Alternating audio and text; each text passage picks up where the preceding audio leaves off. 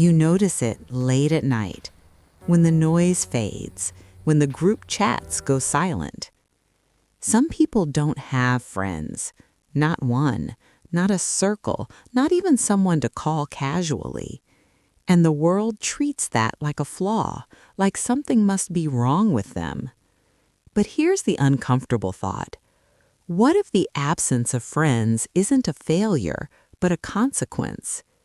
Because loneliness doesn't always come from being unwanted. Sometimes it comes from seeing too much. They learned early how to stand on their own, not because they wanted to, but because they had to.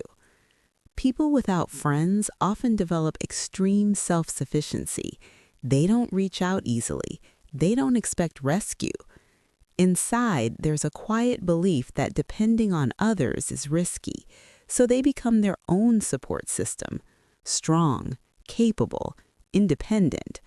But strength built this way has a cost. The habit of carrying everything alone slowly teaches them not to invite anyone in. They feel things deeply, too deeply for most people to notice. Small shifts in tone, a delayed reply, a forced laugh. People without friends often have high emotional sensitivity. Their nervous system is always listening. And because they feel more, they also get hurt more.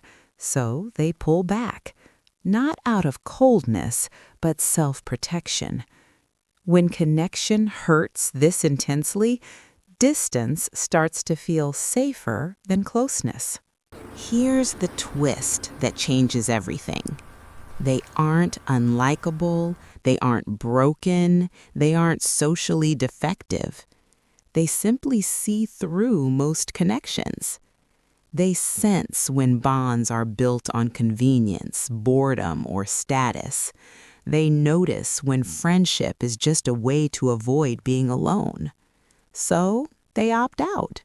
Not consciously, not dramatically, quietly.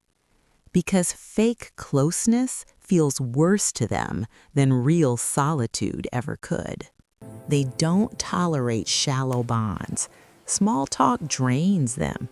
Performative friendships exhaust them. People without friends often crave depth that few can offer. They want honesty without masks, presence without pressure. So when relationships stay on the surface, they slowly detach, not because they don't want connection, but because they refuse to pretend. To them, one real bond is worth more than a room full of half-true ones. They choose depth over crowds. And this is where the last two traits quietly merge. They are highly selective and deeply introspective. They spend time inside their own mind, replaying conversations, questioning motives, refining who they are. Not everyone survives that level of awareness, so their circle shrinks, sometimes to zero. And here's the part that stays with you.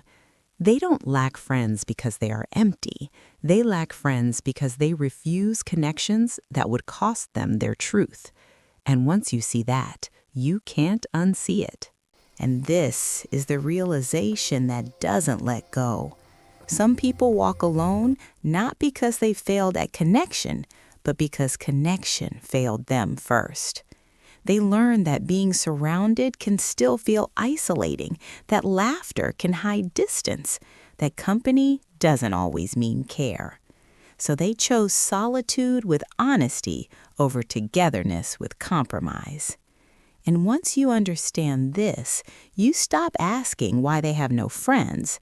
You start asking what they saw that made them strong enough to walk away. If you enjoyed our video, please like and subscribe so you don't miss any upcoming videos. Thank you.